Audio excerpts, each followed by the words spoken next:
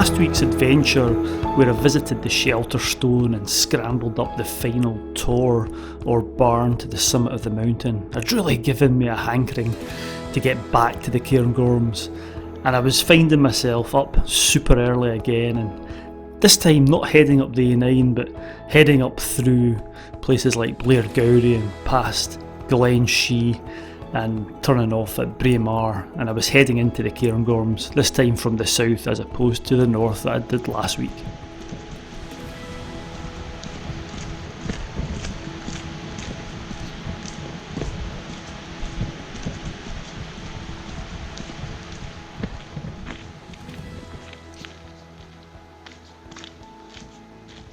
Today I'm in the Cairngorms, in the southern side of the Cairngorm Massif in Aberdeenshire. It's beautiful. The forecast is actually quite good, but at the moment it's still quite cloudy. If I spin round, if I come out of the forest, you can see the cloud still sitting quite low. Well, you can't quite, you will not be able to see it, but the cloud is quite low. And I'm hoping that it burns off. The forecast is good, and for the cloud to go. And I've done a few trips to the Cairngorms recently, and I've just got the itch to come back here. It's been a wee while since I've kind of explored this area, especially this side of it. I came up this hill that I'm going to go up first, I don't know, 4 or 5 years ago in the winter, and the good thing about this hill I'm going up, it gives great views, providing the clouds going from the hills to the rest of the Cairngorms. So I'm going to head up there first, and then I'm thinking of moving on to one of the Munros, but we'll see how my legs are feeling.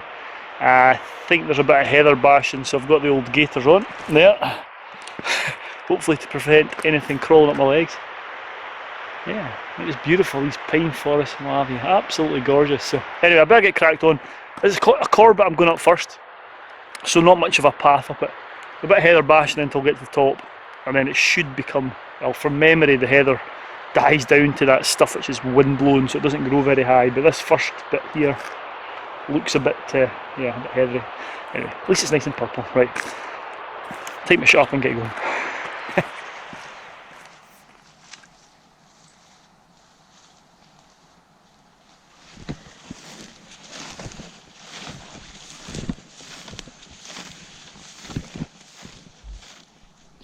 As predicted, it was pretty much a knee-length heather bash up the hill. It wasn't too steep, but that heather was, it was giving me, well, the things of nightmares after having my Lyme disease. I was just thinking of creepy crawlies crawling out the heather and onto my gaiters, but yeah, I had the gaiters on and the permethrin-soaked trousers and what have you, so I was kind of confident I wasn't going to be getting bitten by any unsightly, creepy crawlies.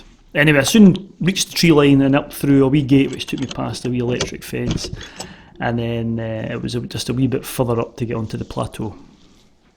I love this old forest. There's just something about these ancient pines. When you're walking through them, it's absolutely fabulous.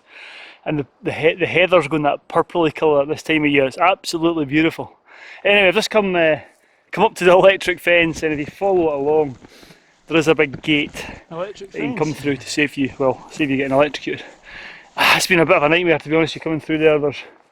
There's no wind, so the midges are out, and the heather's been up to my knees at least, and I think it's still going to be quite long going up here. The gradient isn't too bad, but it's just heather bashing. It makes it all the more difficult, and I'm just hoping that my permethrin spray and anti-tick lotion's working. Anyway, I've also got these, I don't know if you can see that, I've got buffs around both wrists which have been soaked in permethrin. So if any little creepy crawly tries to crawl up my arm, hopefully they'll meet a chemical induced death by the time they get to my buffs. Anyway, right, so time to get up here and hopefully we'll get some views soon, so I'll report back once I get through this last bit of long heather. Let's go.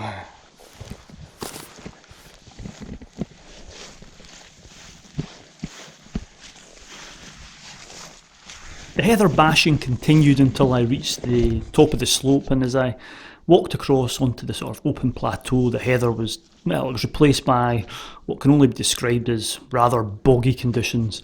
But they soon disappeared as I was approaching the summit of Sgor Mor, and it was replaced by that sandy Cairngorm underfoot conditions, which was much nicer to walk on.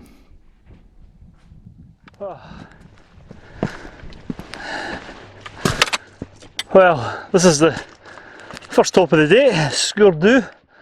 And you know what, I sometimes really question my sanity.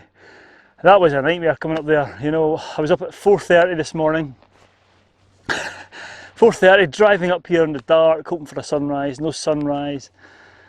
Dodging deer on the road as they were jumping across the road as I was driving up Glen Shee. That's not to mention the sheep that were blockading the road as I came down to Braemar, and then that heather bash, oh my god, even my gaiters were soaked through, my trousers, it was up to my thighs in places, and the heather's all wet. So my trousers were all wet, and then I got above the heather, and then this last bit was just a bog trot. Just, why am I doing this? Anyway, this is hopefully going to make it a bit worthwhile. If this cloud lifts, which it's meant to, the forecast was for blue skies at this precise moment. And as you can see, there's no, no blue skies. Anyway, the plan of action is to head over here. I don't know if you can see it, but that's Sgor Mor, just in the cloud there. So that's a good viewpoint, which if I get there and there's cloud in it, I'll not be able to see anything. And then I'm going to drop down. And I think I'm going to go up this one, this Munro. I think it's Mhaim. It's called, and then drop back down the glen and a long walk back. But at least it's not windy and at least it's not raining. Oh, I'm moaning today. This walk can only get better. Right, a bite to eat here and a wee trot over to Sgor Mor.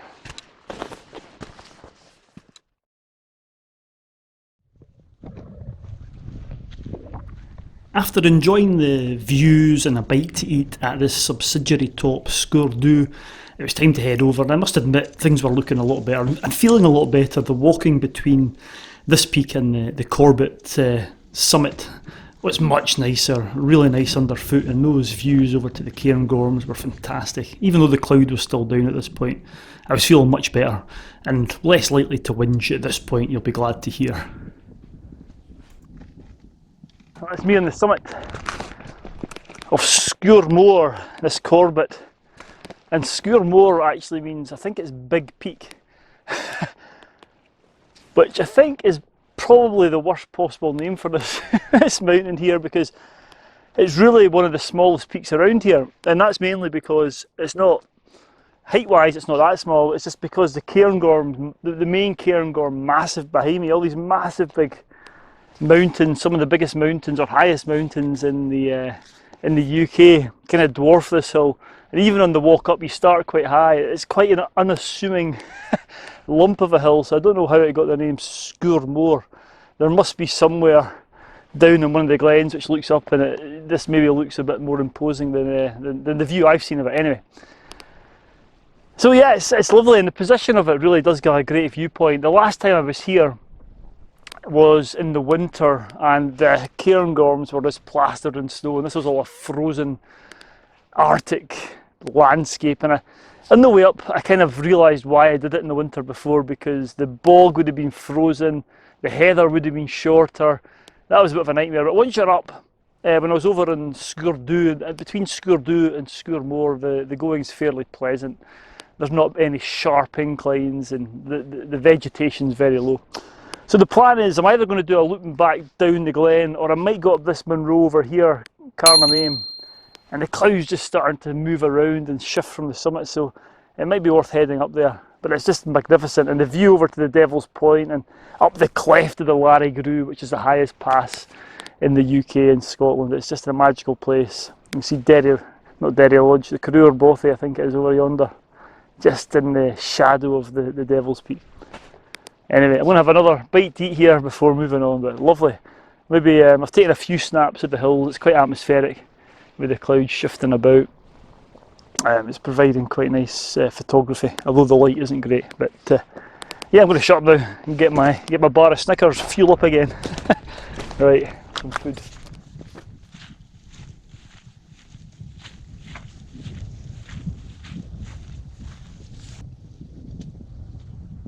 So I've come down off Sgor Mor, which is way over there. It's not too bad, it's a bit boggy, there's no path as per usual. And I'm going to go up here, straight up I think, straight up, what's it called? It's Cairngorms, this Munro. The path kind of follows the skyline there, but I'm just going to go straight up and then back down the path. I think. And there's a wee bit of blue sky appearing now. Don't know if you can see it behind me, a wee bit of brightness.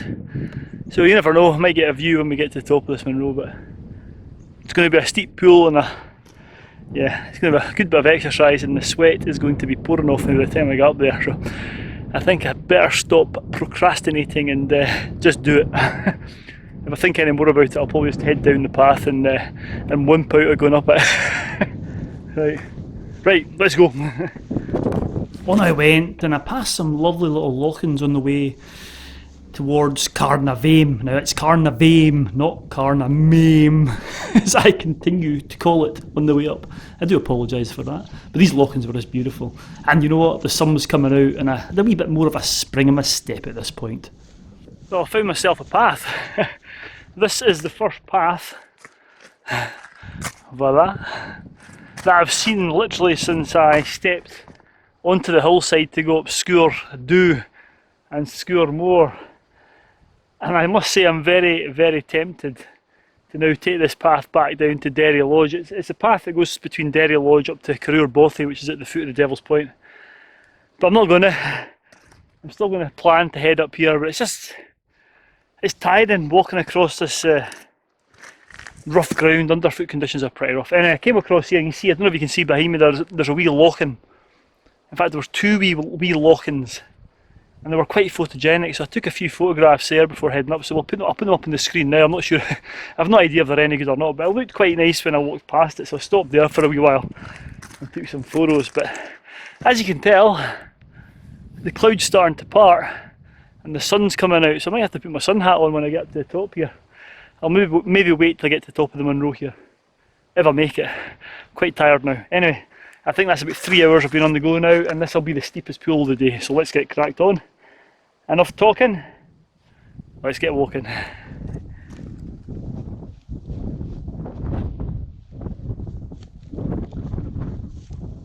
Well, that's me probably about halfway up the ascent. I think there's about 400 or 500 metres from those lochans to the summit of this Munro, and this steep heathery hillside's a bit deceptive because just underneath all this heather, it's all boulders.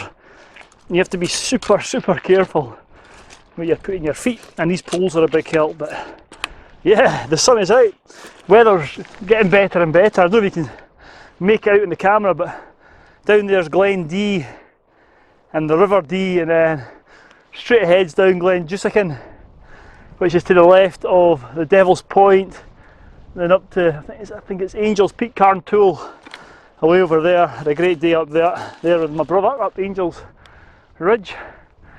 And yeah, I'm really glad that the skies have cleared now. It's going to make coming up this Munro worthwhile. I'm hoping the views are going to be nice from the top of it, looking in. You probably get a good view of Ben Macdui. You can actually continue over Cairngorms over to Ben Macdui, but I'm not doing that today. And I'm also looking forward to getting to the summit for another reason, is because this is a Munro, I know, well, I'm almost certain there'll be a path from here. I'll not leave the path until I get back to the car, which is nice because I'm starting to hanker after having a path and somewhere to place my feet without twisting an ankle and what have you, and using these poles. But anyway, I need to crack on. As I said, another 200 or 300 metres to go, so on we go. Fabulous.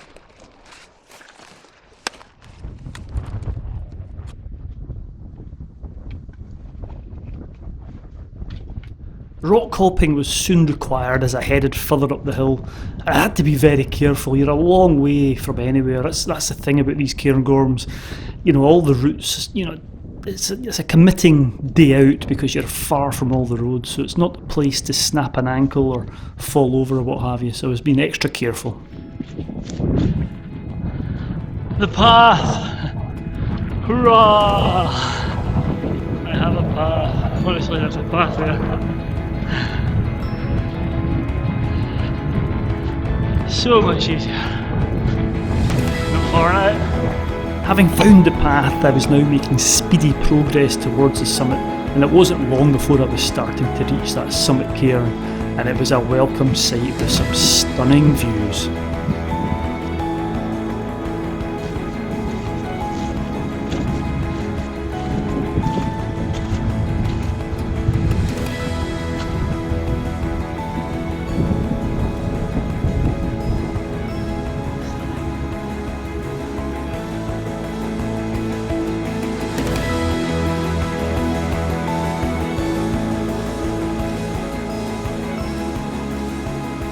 turned out not bad. This has been the summit of Mhaim, and the views are just expansive. You'll not be able to see, but behind me I can see right down over the Glen Shee Hills.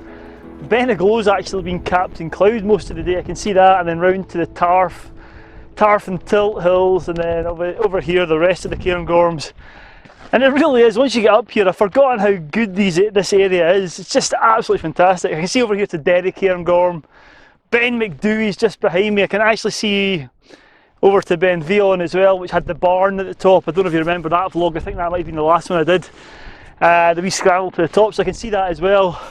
And then on the other side of the Larry Grew over here, you got Brerich, Cairntoul, down to the Devil's Point, and the two big rolling hills here. I can't remember the names of them.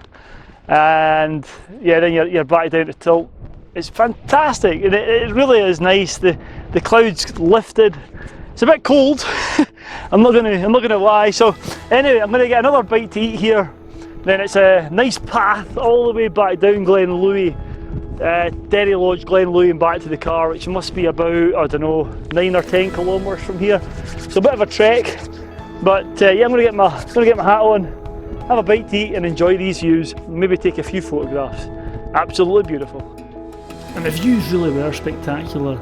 And a distinguishing feature of Mhaim is the northern ridge. It's exactly that, a ridge. Something you don't get that often in the Cairngorms. But I sat for a while.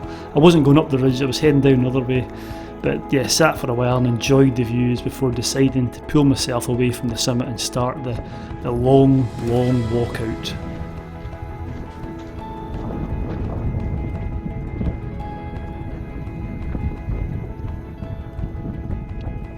As I said earlier, it's a long way into these hills, whether you approach them from the north or the south. And coming off the hill, you could see all the way down to Glen Louis towards Derry Lodge, and it looked a long way. It certainly was. There was a few rivers to cross. Luckily there was bridges in place for that, and I was soon striding my way along and approaching Derry Lodge before the final pull down Glen Louis to the National Trust car park at the Linivity. It's been a fantastic day out. Thoroughly recommended.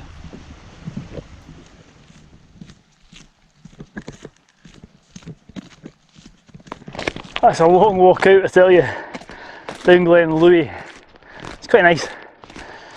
Anyway, I thought I'd do another, not post-walk, end-of-walk tips on what might make this walk easier, what the observations I've made about it. So, tip number 1, don't do it the way I did it. If you're going to bag the two, the Corbett and the aMunro, they're not the most, I don't see why you'd put them together. I mean, you can, but the way I would do it in hindsight is I'd cheat and I would cycle up this lovely path here as far as, well, probably further. You can get the bike further than Derry Lodge.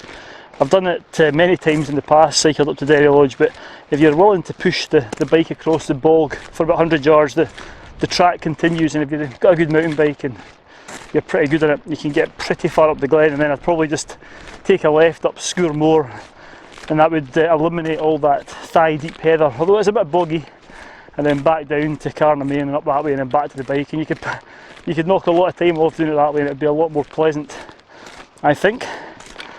I reckon it's going to take me, by the time I get back down, 6.5, 7 hours in total. Anyway, so tip 2, if you are going to come and do it, especially Sgor Mor, make sure you've got gaiters and waterproofs. In fact, as I said earlier, leave it until the winter, till the heather's died back a bit and the ground's maybe frozen. That's what I did the last time I was up. It was so much better, but certainly, yeah, all the usual stuff, gaiters, anti-tick spray, midgie spray, all that stuff. What else can I say about it? Yeah, not much really. I mean, the aMunro's pretty easy. If you're coming to do the aMunros, I think from standing on the top there, I think when I did it years ago, I would have cycled up to Derry Lodge and probably gone up Derry Cairngorm, round to Ben McDooey, and then on to Mhaim, then back down. That looks like the natural way to group these hills. These things like Derry Cairngorm and Mhaim almost look like fingers or shoulders coming off Ben McDooey. and they're quite easy to link them, so I'd maybe suggest that as well. So my number one suggestion would be bring a bike and don't go up the heather and leave it for a good day, and as always, don't underestimate them. Like I said last week, not a place to underestimate. Right, anyway, my feet are getting sore, I'm going to put the camera away. So until the next time, stay safe out there guys, and thanks for watching.